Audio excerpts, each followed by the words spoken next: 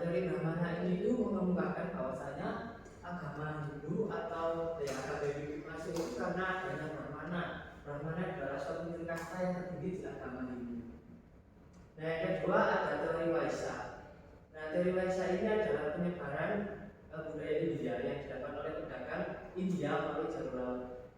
Perdagangan pada masa itu sedang berkembang karena jalur setara yang menghubungkan India, Tiongkok melalui jalur laut dan melalui wilayah Nusantara. Nah, seperti yang Bapak mention tadi bahwasanya kenapa sih kok ada maksudnya Hindu Buddha ini atau teorinya ini kok berhubungan dengan aktivitas ekonomi? Karena ini anak-anak dulu masyarakat luar atau negara asing itu masuk ke negara kita itu karena mereka itu perdagangan betul sekali. Pak, yang didagangkan apa ya Pak? Boba kah? Atau es? Sushi? Tentu saja bukan. Yang didagangkan adalah rempah-rempah. Rempah-rempahnya apa coba? Ada lada,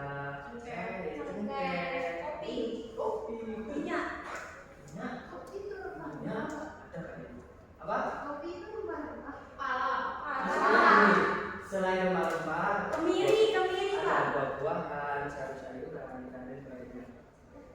Jadi kita masuk ke teori yang ketiga, ada teori Ksatria. Nah, dilihat dari namanya teori Ksatria ini, itu adalah teori yang mengemukakan bahwasanya agama Hindu itu masuk ke Indonesia itu melalui para prajurit India yang ingin menaklukkan Nusantara. Jadi mereka itu datang ke Indonesia itu karena prajurit itu ingin menjajah. Jadi gimana Pak kok bisa ada agama Hindu? Mereka itu kan interaksinya dengan masyarakat Indonesia. Nah, dalam interaksi itu mereka malah bicara, mereka bertemu di jalan, mereka bertemu di tempat dan sebagainya. Itu mereka itu kayak memperkenalkan agama mereka. Inilah agama Hindu seperti ini. Nah, inilah agama Hindu seperti ini. Nah, jadi maksudnya itu seperti itu. Nah, yang keempat yaitu teori arus balik. Apa itu teori arus balik? Teori arus balik ini adalah penduduk yang melakukan atau berlaut ya waktu itu untuk melakukan interaksi di India dan dengan Nusantara untuk penyebaran agama Hindu yang mereka pelajari. Nah, di sini ada prinsip dari ke negeri India. Nah, jadi India ini adalah pusat agama atau terbentuknya agama Hindu ini yang paling banyak. Nah, kenapa kenapa mereka ke India? Karena mereka itu selain mempunyai kerjasama, mereka juga ikan di pedagang. Nah, setelah mereka berdagang di sana, mereka kan tahu di sana itu ada kepercayaan ini. Nah, kepercayaan ini adalah kepercayaan. Kemudian mereka memeluk agama di sana, kemudian pulang ke Indonesia. Nah, di Indonesia itu mereka menyebarkan lagi ke teman-temannya, ke saudara-saudaranya, dan lain sebagainya. Jadi itu ya. Nah, setelah adanya kepercayaan atau agama Hindu ini masuk ke Indonesia, maka timbullah yang namanya banyak kerajaan. Nah, di sini Bapak akan mencontohkan beberapa kerajaan yang ada di Indonesia, khususnya kerajaan Buddha dan Kambing. Nah, yang pertama yaitu tentang kerajaan Kutai. Ada yang tahu kira-kira kerajaan Kutai ini kerajaan seperti apa? Pertama yang di agama Hindu tertua. Ya betul, tempatnya di sini Makam. Jadi ilustrasinya itu seperti ini anak-anak. Jadi kerajaan Kutai ini adalah kerajaan paling tua, kerajaan pertama di Indonesia. Nah, terus kira-kira kegiatan aktivitas ekonominya mereka seperti apa ya?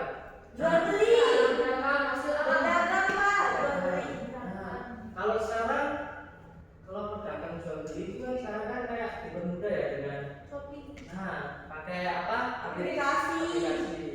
Nah, kalau waktu dulu itu belum ada. Mereka tuh modusnya itu melalui perdagangan dengan melalui pelayaran. Jadi kalau lewat jalan masih belum ditemukan. Pak, boleh saya tanya? Silakan. Pas di zaman kerajaan ini apa udah punya mata uang sendiri, Pak? Oh ya. Jadi pada kerajaan kita ini sudah mempunyai mata uang sendiri. Punya. Siapa yang membuatnya? Yang membantu pemerintahnya. Nanti untuk lebih dalam lagi akan di bagian slide selanjutnya. Oke, Pak. Ya, kita lanjut dulu. Berikutnya ada kerajaan Tarumanegara. Di sini saya bapak mau minta tolong sama Rania untuk membacakan. Silakan. Nah, Pak. Nah, bisa. Jadi bukan bahasa Arab. Yang ada adalah kerajaan Tarumanegara. Pada sekitar tahun 400 sampai 500 Masehi di Jawa Barat terdapat kerajaan Tarumanegara. Dan raja yang berkuasa pada saat itu adalah Purnawarman, dan aktivitas perekonomian yang berkembang di kerajaan Tarumanegara dapat dianalisis dari isi prestasi tubuh yang diperkirakan dari kegiatan pertanian dan peternakan. Ya, makasih. Bertepuk tangan dulu dong. Oke. Ya, jadi ya, yang kedua itu adalah kerajaan Tarumanegara. Kerajaan Tarumanegara ini adalah kerajaan berikutnya yang juga bisa disebut adalah kerajaan ketua, di mana kerajaan ini yang berkuasa adalah Raja Purnawarman, di mana kegiatan aktivitas perekonomian yang berkembang di kerajaan ini antara lain itu dalam segi pertanian dan peternakan. Jadi kalau zaman dulu itu aktivitas ekonominya itu masih sederhana. Nah, kalau sekarang kita kan ada pabrik, ada apa lagi saya pabrik? Toko roti. Toko roti. Roti. Nah, pusat pembacaan mall supermarket dulu kan nggak ada. Jadi mereka itu cuma mengandalkan yang namanya pertanian dan peternakan untuk memenuhi kebutuhan mereka sehari-hari. Nah, dan yang ketiga ada kerajaan Sriwijaya. Sekarang saya minta tolong sama Mbak Ruki. Iya. Gak kelihatan Pak di ujung Pak. Silau, Pak. Silau Pak. Kasih Pak. Anis katanya siapa? Iya Pak. Anis, Pak. Anis, Pak. Diam-diam. Yuk. Diam-diam ambis Anis Pak saya. Ya, nggak apa-apa. Ih, capek loh.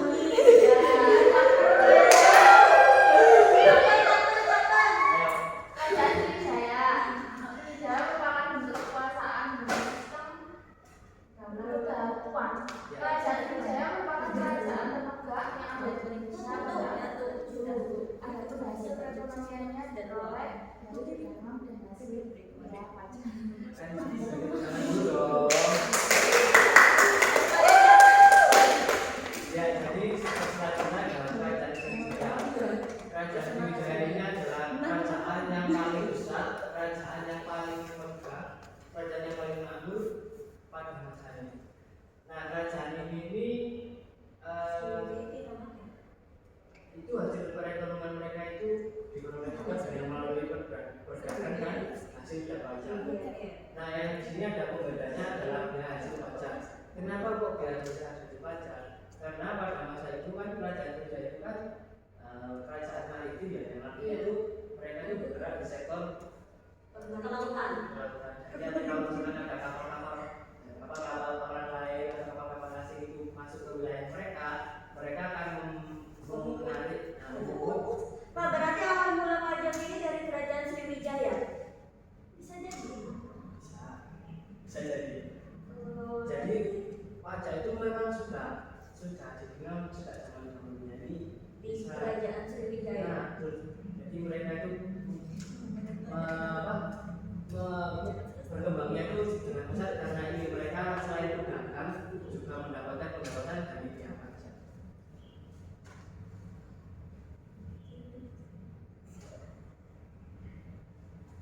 Nah, sekarang kita bergeser ke agama Islam. Nah, setelah agama Hindu-Buddha berkembang pesat selama kurang lebih berapa abad di Indonesia, kemudian terdapat pula kerajaan-kerajaan yang dimana kerajaan itu mendapat atau mendapatkan kayak mengalami kemunduran, mengalami konflik, mengalami peperangan, yang mana akhirnya itu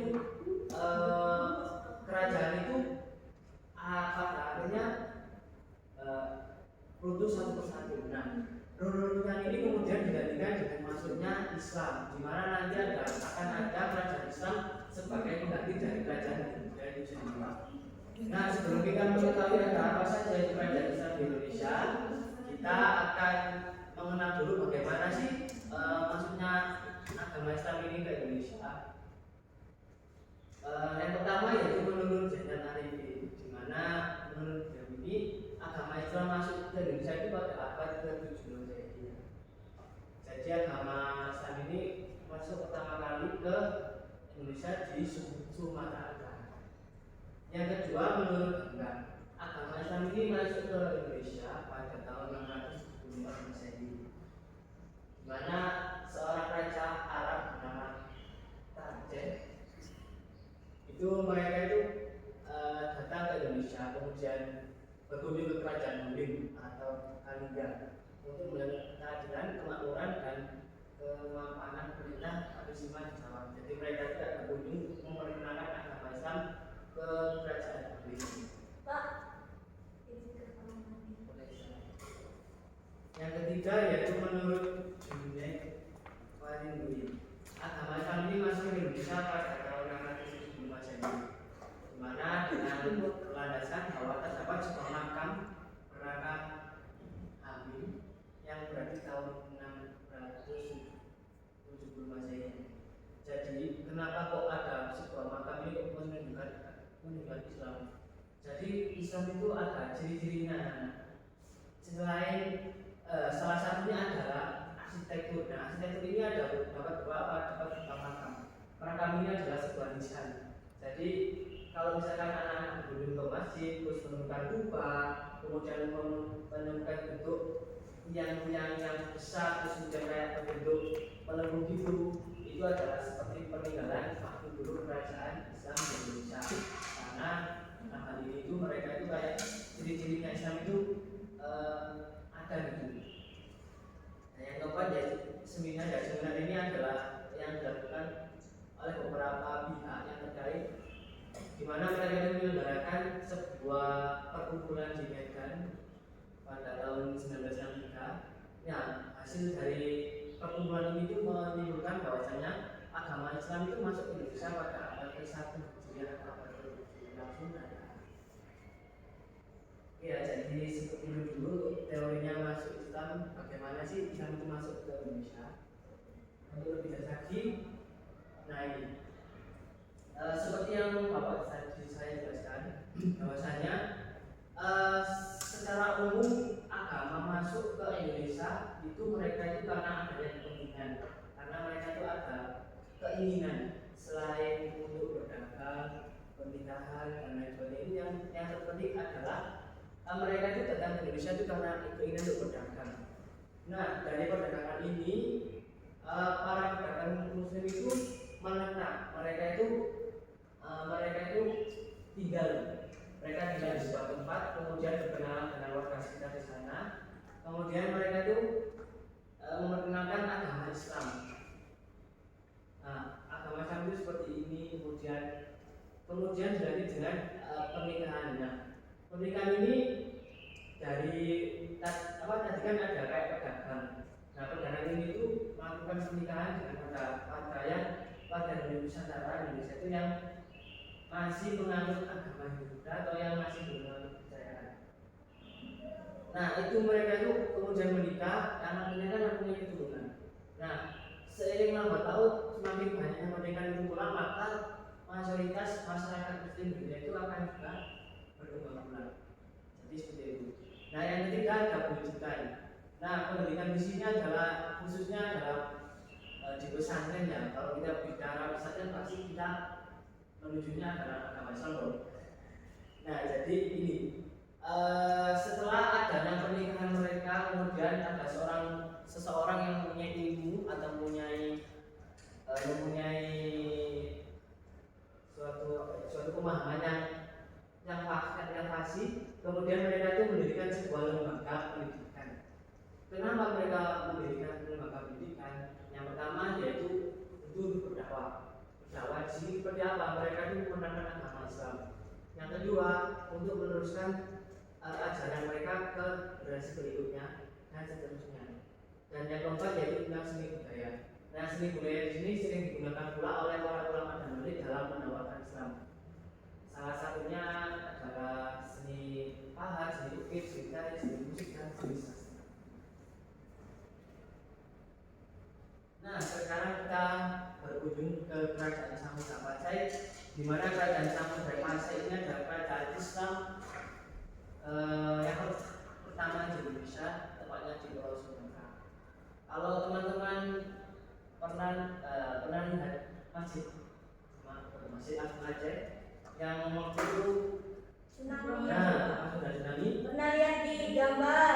Nah itu pernah lihat di televisi, di berita, di Google lah. Salah satunya itu adalah peninggalan mereka itu adalah masjid. Di mana kerajaan ini dipimpin oleh Sultan Malik As-Saleh.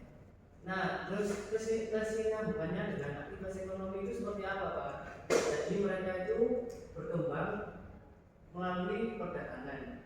Perdagangannya apa? Seperti lada, kayu, kemudian kain, keramik, perikanan, dan sebagainya.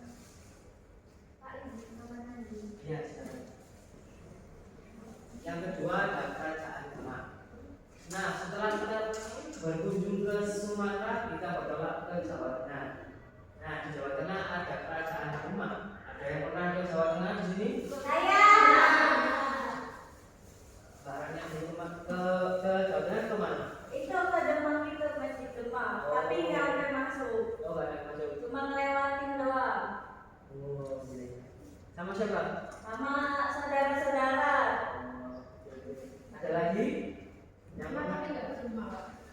Oh ya, karena kan semoga ya, kudus. Salah satu. Jadi yang kedua itu ada kerajaan Demak. Di kerajaan Demak ini merupakan kerajaan Islam yang berkembang bulan dengan besar. Di mana rata-rata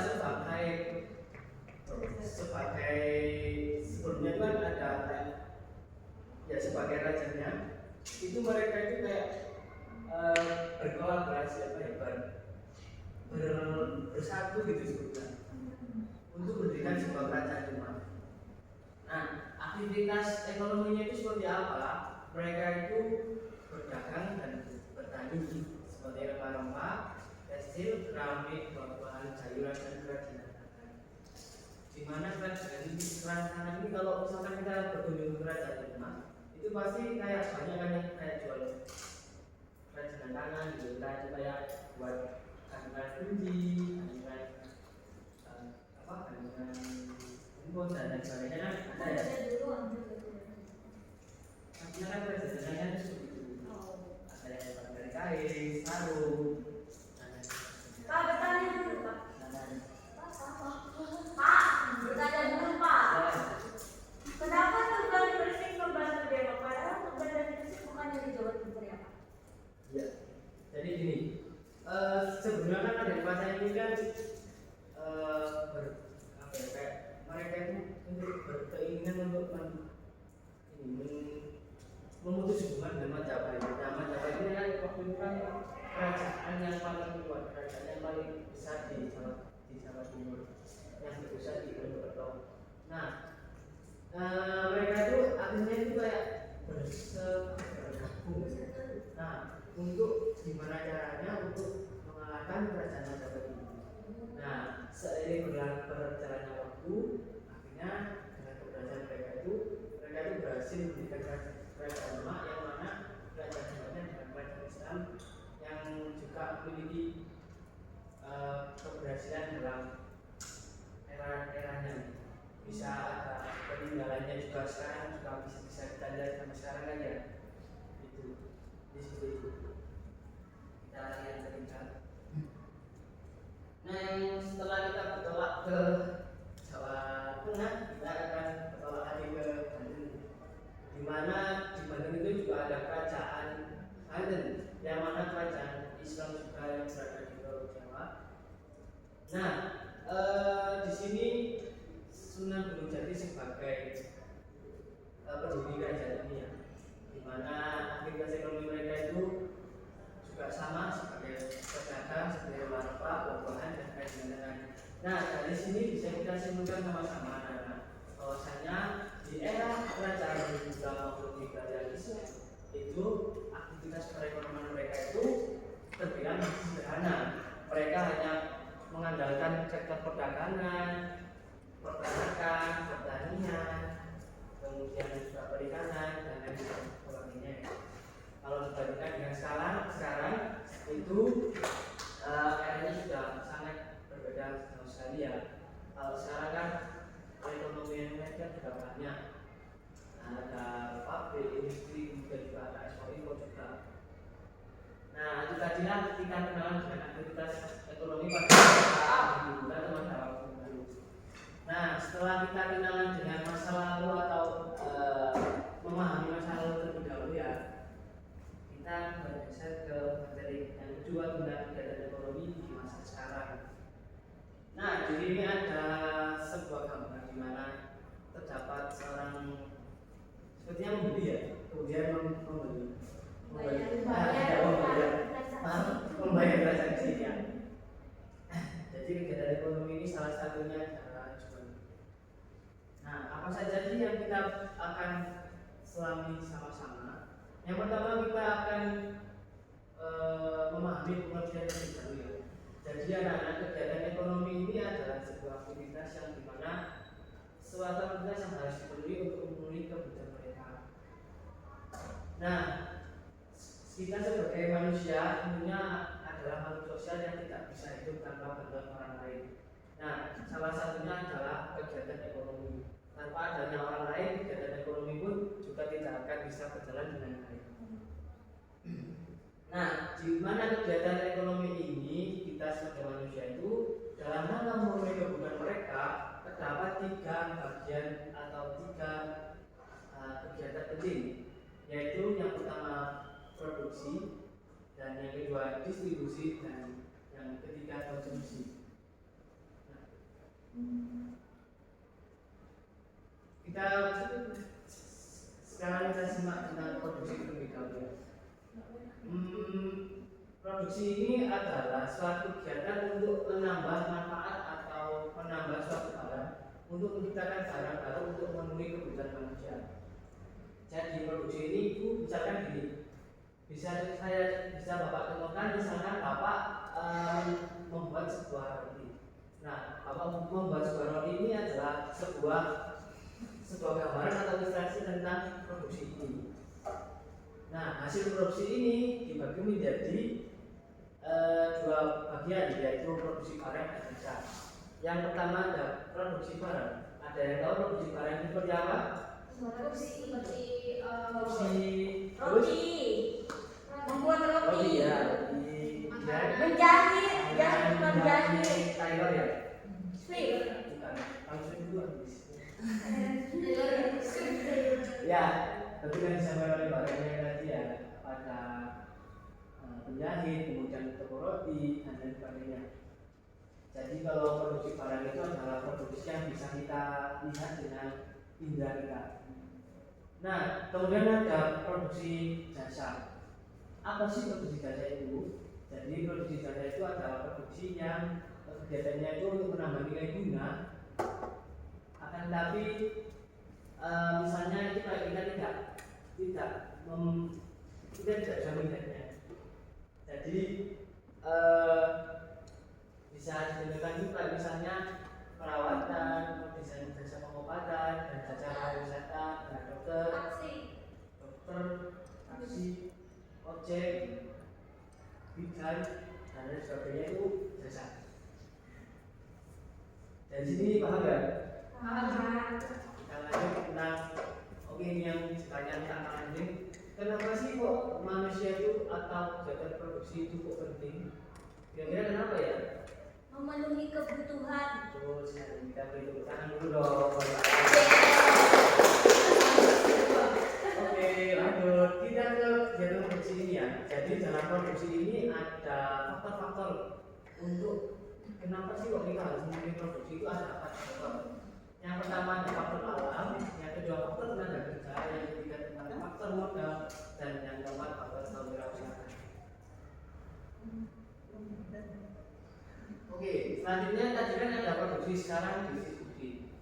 Nah, distribusinya anak bisa Bapak beri kesimpulan atau Bapak beri sederhananya itu seperti ini. Kan tadi Bapak kan sudah membuat roti itu. Nah, terus rotinya itu saya kasihkan ke misalkan ke toko di dekat rumah Bapak. Nah, kegiatan memberi atau mengantar barang roti dari produksi Bapak itu tadi itu disebut produksi. Nah, jadi kalau secara bahasa distribusi itu merupakan kegiatan yang dilakukan untuk menyalurkan barang dari produksi tadi yang memproduksi ya kepada konsumen. Konsumen itu siapa Pak? Konsumen itu ya pembeli. Di sini kan kita kan kalau misalkan ada yang ke kantin ke kantin ada yang beli makan, beli minum, itu disebut konsumen. Nah, ada tujuan utama ya distribusi ini. Yang pertama yaitu sebagai agen penyalur hasil produksi. Nah, Pak, apa itu sebagai agen penyalur hasil produksi? Kalau kita memproduksi barang, tapi kalau kita tidak kenalkan dengan orang lain kan, otomatis produk itu kan tidak ada yang tahu ya.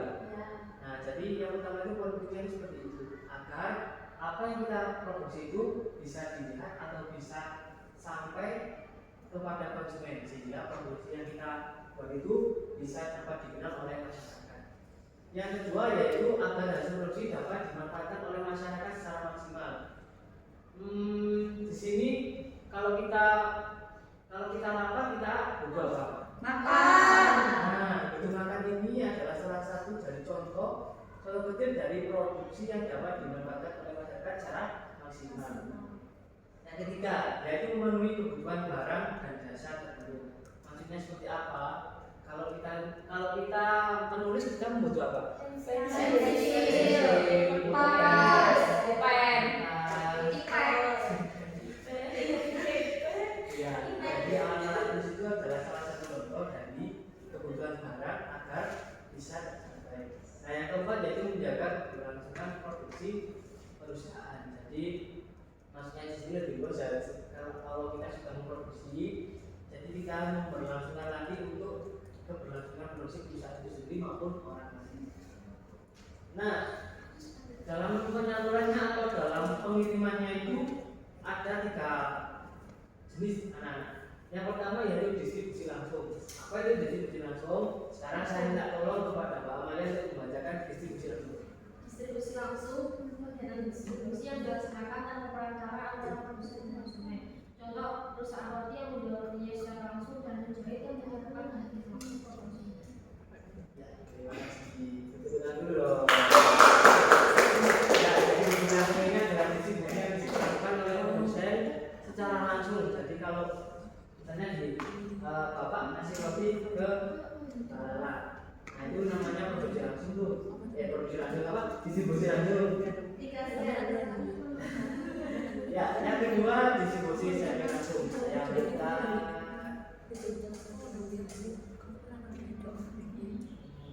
Mbak Angel, ayo misalnya coba. Ini contohnya Ya, nomor 2 distribusi langsung. Semi langsung. Dibaca. Yang kedua, distribusi langsung. Kegiatan distribusi di mana produsen mendistribusikan barang dan jasanya kepada konsumen melalui perantara yang merupakan bagian dari produsen. Contohnya, Samsung menjual produknya melalui Samsung Center. Ya, jadi yang kedua yaitu distribusi semi langsung. Distribusi semi langsung ini itu distribusi yang dilakukan melalui perantara anak-anak. Jadi kita mengantarkan produk yang kita olah tadi itu dengan meminta tolong kepada orang lain. Itu dinamakan dengan distribusi semi langsung. Wah. Nah, boleh. Di sini kan masih sudah ada yang pernah beli paket secara online dong. Kira-kira kalian sudah apa aja sih kalau Bapak boleh tahu? Skincare. Paket datang melalui Shopee. Iya, karena Lebih murah. Iya, pakai baju, sepatu. Pak, masa anak SMP beli minyak goreng, Pak? ada selain kebutuhan fashion, kebutuhan lain-lainnya ya. Nah itu disebut distribusi semi langsung. Nah yang ketiga ada distribusi tidak langsung. Nah saya tolong sama Mbak Isya. Baca. Nggak kelihatan Pak. Silau. Maju. Yang mana Pak? Ada.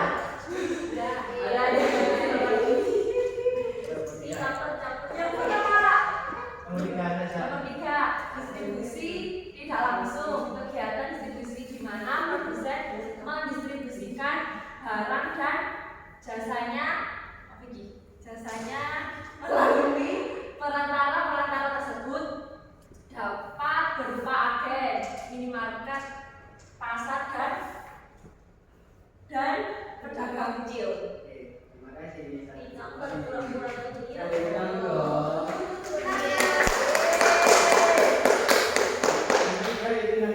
Konsumsi ini adalah dari kita ya, konsumsi itu adalah orang yang melakukan kejahatan atau orang yang membeli produk dari yang kita produksi. Tujuannya apa? Adalah untuk mengurangi manfaat suatu barang, menghabiskan manfaat, kemudian menjaga kesehatan. Nah, yang ketiga adalah pelaku ekonomi.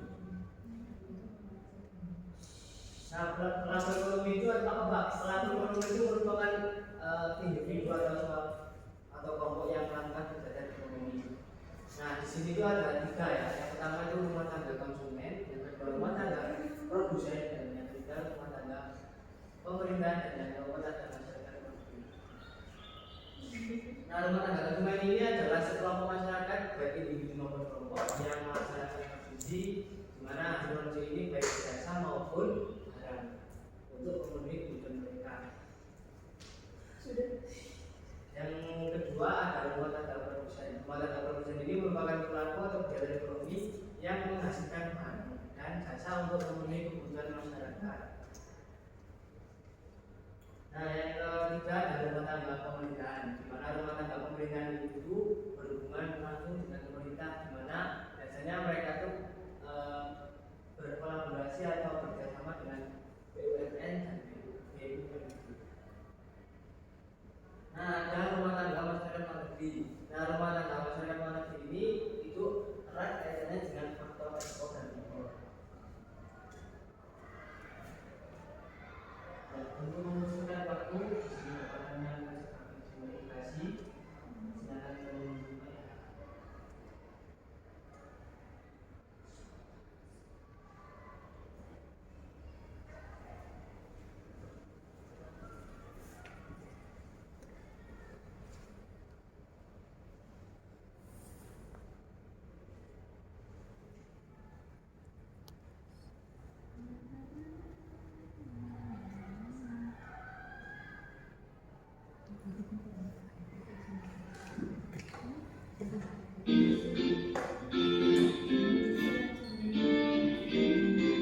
Kalau kamu berpikir setiap aktivitas dalam kehidupan sehari-hari selalu dilakukan oleh manusia dan lembaga, kamu benar sekali. Yap, orang dan lembaga di sini berperan sebagai pelaku dari setiap aktivitas yang dilakukan. Begitu pun dengan aktivitas dalam ekonomi. Coba bayangkan, jika tidak ada pelakunya, pasti pasar dekat rumah itu tidak akan pernah ada. Nah, aktivitas ekonomi tidak akan bisa terlaksana tanpa adanya pelaku ekonomi. Setiap individu atau lembaga yang terlibat dalam proses kegiatan ekonomi itu dinamakan pelaku ekonomi loh. Lantas, siapa saja ya yang disebut sebagai pelaku ekonomi itu? Ayo aku tunjukkan. Aku tinggal di perumahan di kota ini. Ibuku sedang selesai berbelanja di sekolahan. Ibuku ini Nanti untuk videonya akan Bapak kirimkan di YouTube ya. Sekarang Bapak ada game. Sekarang urusnya kita gini aja. Di sini ada 1, 2, 3, 4, 5. Ya, pas dulu. Ya, 5. Bisa digeser. 1, 2, 3, 4. Dari Malala kan sini. Pertanyaannya apa Pak? Nah, sebagai penutup pelajaran kita ini ya, kita kawan. Nanti Bapak tutup dengan sebuah game di mana game ini adalah dari kesimpulan yang kita pelajari hari ini. Kita di sini Bapak akan contohkan dulu. Kalau misalkan di sini gini, ada yang pernah main gini. Misalkan Misalkan di sini dulu, makan apa sekarang. Nah, di depan sini ya. Nah, gimana nanti kelompok yang kesulitan dalam menjawab, Bapak akan tunjuk untuk menjawab di sini. Paham ya? Paham ya? Sekarang ulang-ulang dulu. Ayo, speak.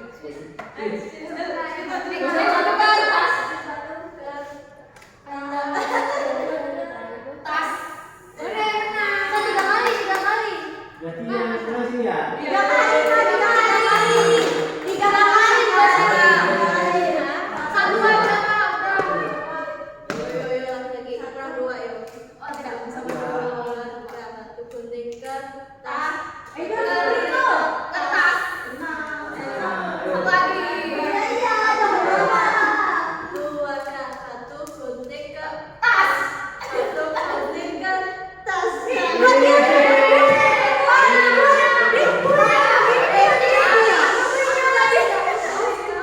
Silakan kelompok sini dimulai dari kata makan. Ayo kelompok ini tolong dengarkan. Oke? 1, 2, 3.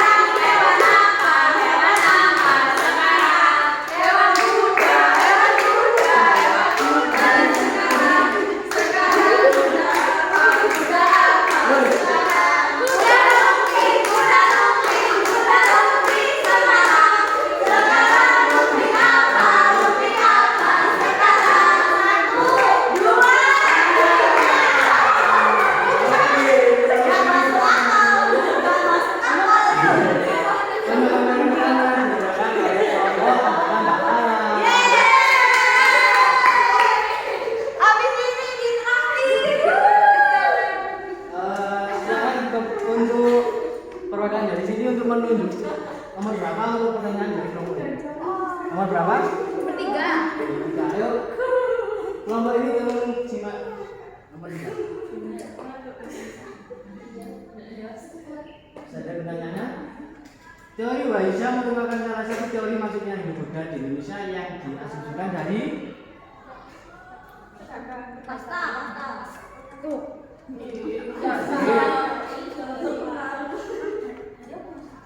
Ayo, dari apa?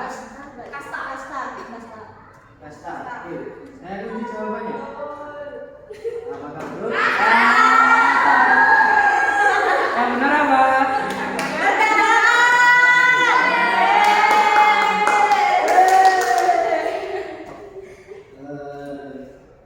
Satu kali lagi. Ya. Ya, berarti kalau dari sini kan kita menang.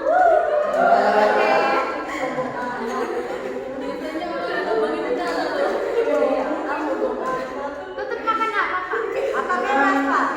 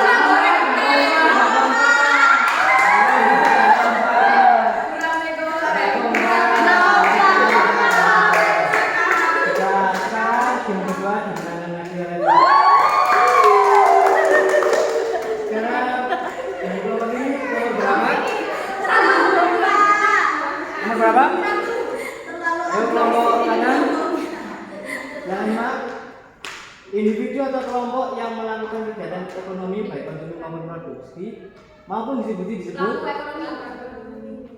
ya kunci ya. Ya. 3, 2, 1. Yeay. Tepuk tangan. Baik karena sebelumnya itulah dari pemaparan Bapak materi kali ini. Untuk minggu depan kita akan tetap bahas tentang aktivitas ekonomi ya. Nanti videonya dengan Bapak akan saya kirimkan ke grup kelas. Jangan lupa belajar ya. Sebelum kita tutup pelajaran hari ini, silakan salah satu Pak. Terima kasih untuk hari ini Pak. Saya mohon kepada teman-teman untuk berdoa untuk mengakhiri mata pelajaran hari ini dalam hati. Doa mulai. Doa selesai. Terima kasih ya anak-anak. Kita akhirnya belajar aktivitas ekonomi. Ada apa aja tadi? Produsen, konsumen, distributor, dan lain-lain sebagainya. Oke, sampai jumpa di minggu depan. Mohon maaf bila Bapak menerangkan ada kurang berartinya. Bapak mohon maaf. Wabillahi taufiq wal hidayah. Wassalamualaikum warahmatullahi wabarakatuh.